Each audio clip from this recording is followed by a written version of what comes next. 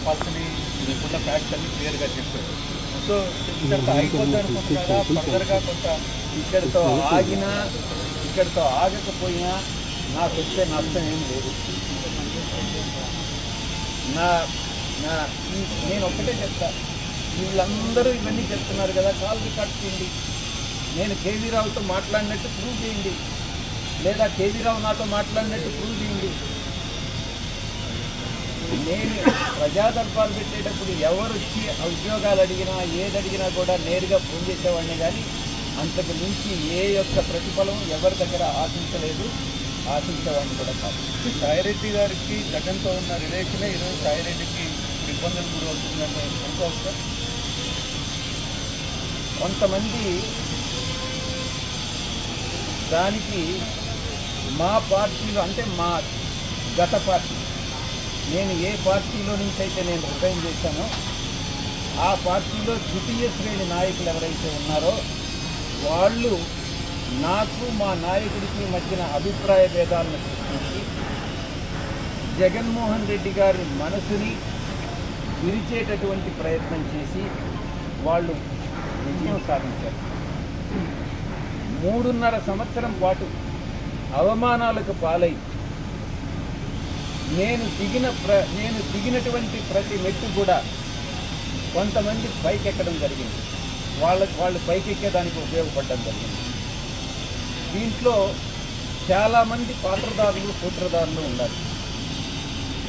దీంట్లో ఈ పార్టీ నుంచి వెళ్ళిపోయిన దానివల్ల నేను ఏ విధంగానూ నష్టపోట్లా. చిత్తశుద్ధితో ఈ పార్టీలో నేను ఉన్నంతకాలం నేను పనిచేశాను, మనస్ఫూర్తిగా పనిచేశాను. ఇప్పుడు కూడా పార్టీ నుంచి వచ్చిన తర్వాత జగన్మోహన్ రెడ్డి బాగుండాలనే కోరుకుంటున్నాను. కానీ ఈ యొక్క ద్వితీయ శ్రేణి నాయకత్వం, వాటిని ఏమంటారు, వీళ్ళు చుట్టూ ఉండేటటువంటి వాళ్ళని కోటరీ. ఈ కోటరీ నుంచి ఏ రోజైతే ఆయన బయటపడతాడో ఆ రోజు ఆయనకు భవిష్యత్తు ఉంటుంది. లేకుండా ఉంటే భవిష్యత్తు అనేటటువంటిది చాలా కష్టంగా ఉంటుంది.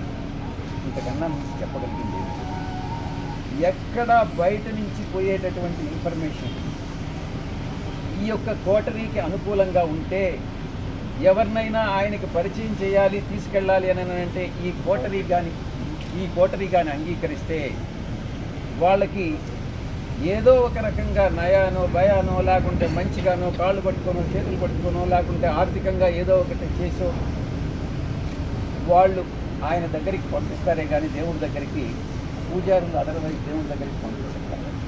ఇది జరిగేటటువంటి, ఈ చెప్పేటటువంటి ఒక నాయకుడు అన్నటువంటి వాడు ఈ చెప్పుడు మాటలను నమ్మకూడదు.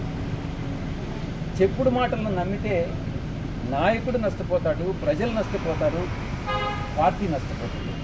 ఇక్కడ జరిగేటటువంటిది అదే. వైసీపీ పార్టీలో పూజారుల హవా నడుస్తుంది, ఏకీభవిస్తారన్న?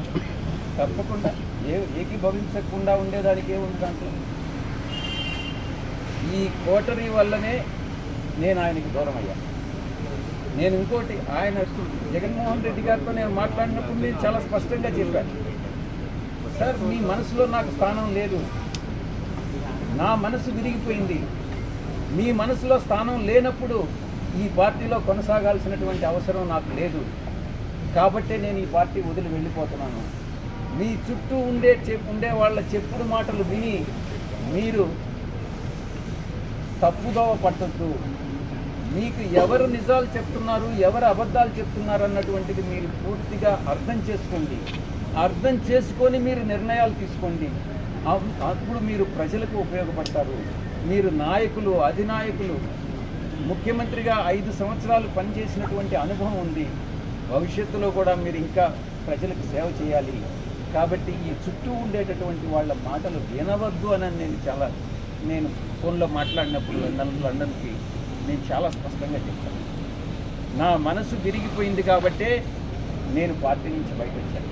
కానీ మిమ్మల్ని రాజకీయాలను ప్రయత్నం చేశారా? ఏమన్నా చేశారు. జగన్ గారే ఉండమంది. కానీ విరిగిన మనసు అతకదు కాబట్టి నేను పార్టీ నుంచి వెళ్ళిపోయాను. తిరిగి ఆ పార్టీలో వైఎస్ఆర్ కాంగ్రెస్ పార్టీలో చేరేటటువంటి ఉద్దేశం నాకు లేదు. ఘర్ వాపసి అన్నటువంటిది అప్లై కాదు, నా మనసులో లేదు.